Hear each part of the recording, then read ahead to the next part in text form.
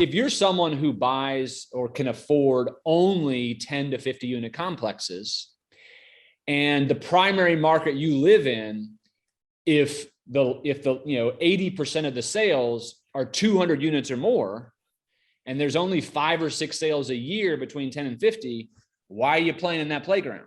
Right? Okay. So you have to do an audit of every market within a 2 or 3 hour period, or whatever you're willing to drive. I think it should be under 3 hours, because you drive there for 3 hours, you spend 2 or 3 hours in it, and you drive 3 hours back, you can be home in time for dinner, right? So I would audit every market. And what I mean by is export all the assets. When you export the assets, it'll show when it last sold, what it sold for, right? Then you can look at, okay, how many sales and the type of asset I buy sold this year, and how many sold last year, and how many sold the year before. And you can start seeing the trends. And so there could be a market that has a whole bunch of 10 to 50 unit deals, but if they never trade in the trailing 5 years, again, that's not another one you want to concentrate on. But to answer your question, you want to cover as many markets as you can master, right? So you have to be able to be encyclopedic about every market you cover, not just, I'm going to cover Phoenix because it's a hot market. You need to know how much inventory is there, what percentage of assets trade per year, what's the average size units, what's the average age, what are the good submarkets, the bad submarkets, the demographics.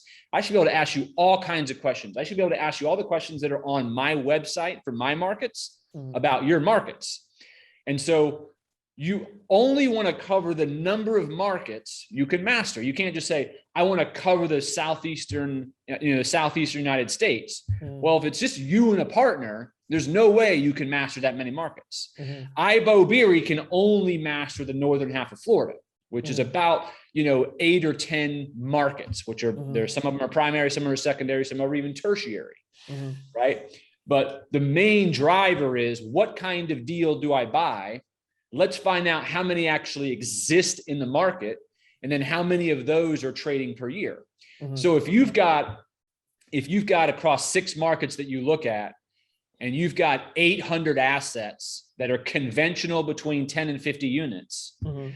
And what I have found is roughly 7 or 8% of inventory trades per year. So that would mean there were 56 sales of that kind of asset per year. So then you got to ask yourself, okay, if there's only 56 sales, right? So that's 5 a month.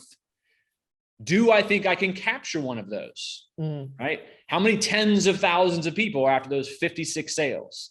And by the way, that number probably ain't that far off. In the entire northern half of Florida, there's only like a dozen deals done a month in the entire northern half of Florida, over 10 units.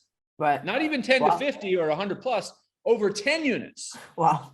So most folks don't even know how small number of deals they are. Because what happens is, Elisa, if people go on LinkedIn, and everyone's connected to other people on LinkedIn, because everyone hangs out with the same people, and we're all real estate people. And what happens is you see closings here and there and here and there, and you see a due diligence walkthrough, and you see a before and after picture, and you see all this stuff.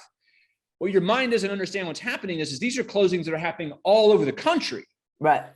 But in any one market, there's a very few number of sales. Right. So you have to cover enough markets that has enough closings that you believe you could capture a market share to close on the number of deals you want to close in a month.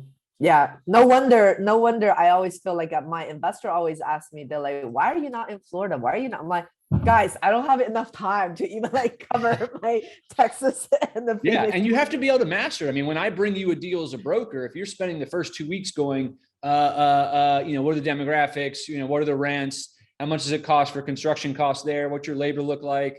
You're already done. Like, I've already got 15 offers in 2 weeks. Right. You have to, I mean, the guys who are winning this stuff, they know immediately, as soon as I send it to them, oh yeah, I know exactly what I can rent that for post renos. I know what my property manager can lease that for. I know what the renovation costs are going to be. I know what I'm going to sell that for in 3 years. They know this stuff. Right. So as a person who is kind of just getting into the market, and where do you download that report? You said it was appraiser report. Every tax assessor website has every single property that exists.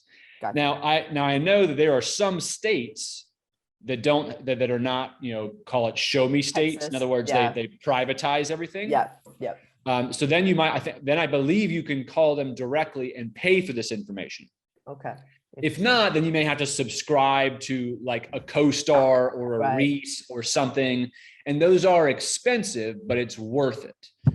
I always go property appraiser because property appraiser has every single property that exists because they want to tax you. Whereas other websites like CoStar, Reese, and other websites, they don't capture as many as they should. Right. And then the information is entered in by 20-year-old people who don't do real estate.